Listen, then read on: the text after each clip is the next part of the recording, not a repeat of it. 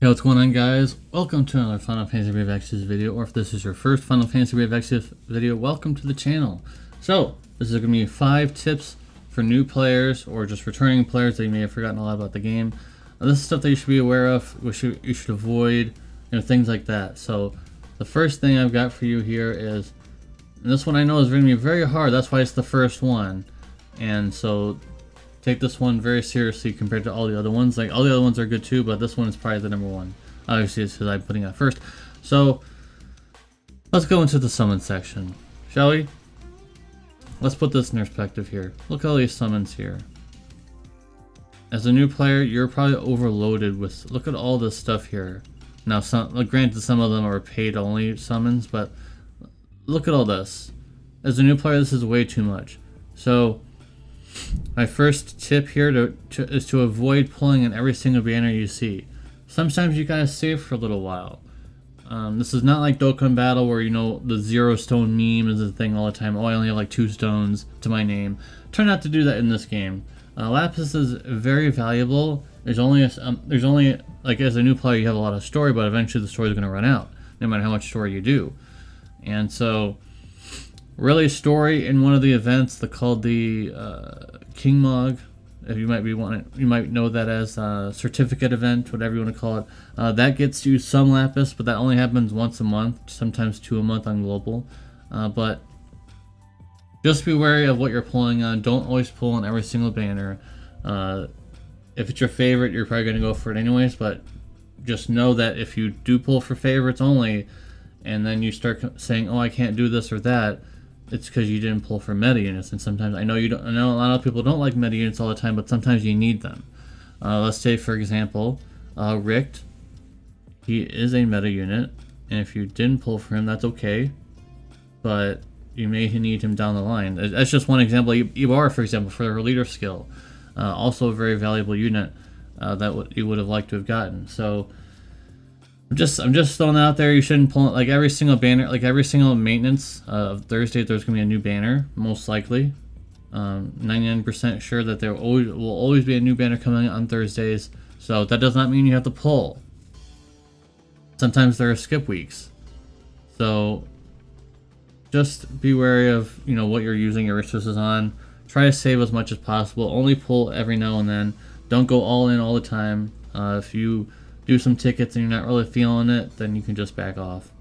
And so that's my first tip here, guys. My second tip, this one is much more obvious compared to how it was back then, but there's a lot of STMRs now that are weapon STMRs to give that unit flat stats. They're not really worth having multiple copies of anymore because weapon STMRs are becoming way too common, actually. This is not just for JP units that are coming over to global. Global units are also associated with this. A lot of global units have STMRs that are weapons, and they're not typically worth having more than 2 of, or even 1 of. So that's just my opinion, guys. If you're a new player, you should be worrying about a whole lot of weapon STMRs. Don't get multiple copies. It's a very common question, especially on my Discord. Join the Discord, by the way. It's a very common question on my Discord. Should I get more than 1 of this STMR of, like, say for example, Ibarra?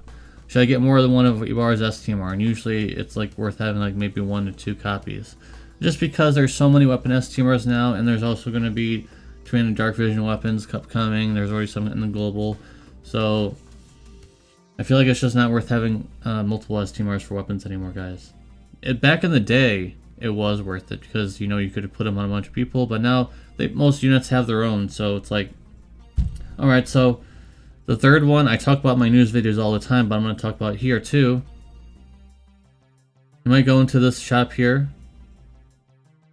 when it loads. So you see a bunch of stuff in here, and that's not what we're talking about here, but so let's just go into this one, for example. So if you scroll down, you see all this equipment here. This equipment is not worth it. 3 coins, sometimes 2 coins for those, when you could be putting them towards something else in here, like shards. This equipment here is really old. This is not exclusive equipment for this banner. This is all very old equipment. This must be like 5 years old now. Maybe I don't think that old. Maybe like 4 or 5 years old now. Yeah, all this equipment here is super old. So don't waste your coins on stuff like this. Another example. Let's go into this one. See, there's some more equipment down here. Do not get this equipment, guys. You can get this equipment for free if you just do events, and I'll show you how. As a new player, you won't have very many of these, but eventually you'll have a whole bunch. See this right here, 5-star select to summon? So eventually you'll get a whole bunch of these gray tickets, and you can just choose 2 to 4, depending if you have omniprisms that will allow you to get to 7-star quicker. We're not talking about prisms or anything like that. Just get a whole bunch of these, and you get those STMRs in that shop much easier than having to spend 2 to 3 coins in that shop when they're much more useful in shards and things like that. So my second tip there is for that. I thought it would be actually third tip, sorry. And fourth tip is something that I ran into every now and then when New Visions came out. Pay attention to what units you're using your shards and dupes on. And what I mean by that is when I'm going into here and I go into EX Awakening, and let's just say I accidentally went to this guy instead of this one. Instead of the one that's EX2, I accidentally looked.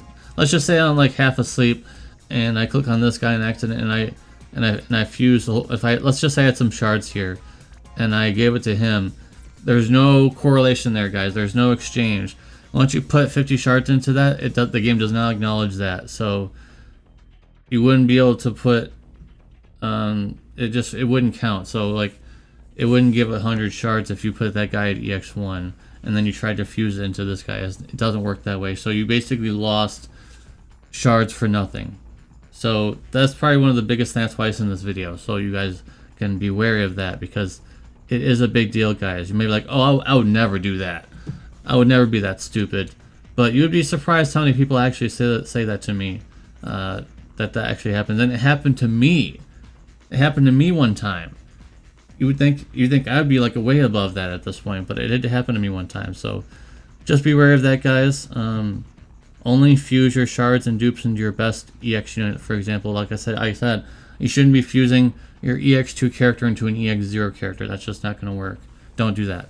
And don't give your shards to it unless you already have them in EX3 and you want to work towards another vision card, or if they have an EX3 vision card, things like that. That's when you would do it, if you already have them in EX3. And then finally, the fifth tip here is going to be for companion units. You always want to, unless you don't have them, but you pretty much always want to be putting out bonus units for people, and you also always want to be gearing characters in your companion units. Do not let any. The bonus unit typically can be left naked, because at this point, bonus units aren't used to carry like they used to in the past.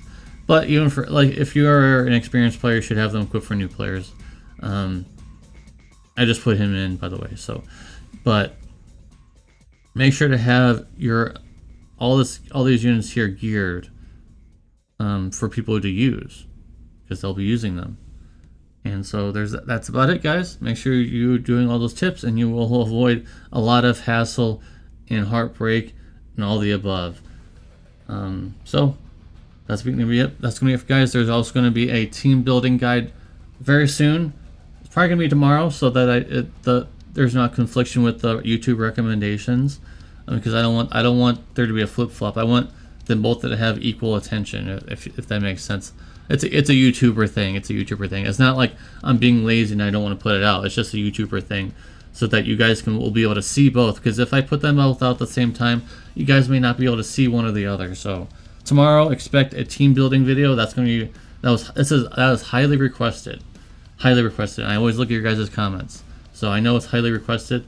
I'll be doing in depth, just like I did super in depth for that ticket guide. It's going to be just as in depth. And so make sure to stay tuned for that. If you're not subscribed, make sure you're subscribed. And I'll see you next time for more 7th anniversary content. Peace.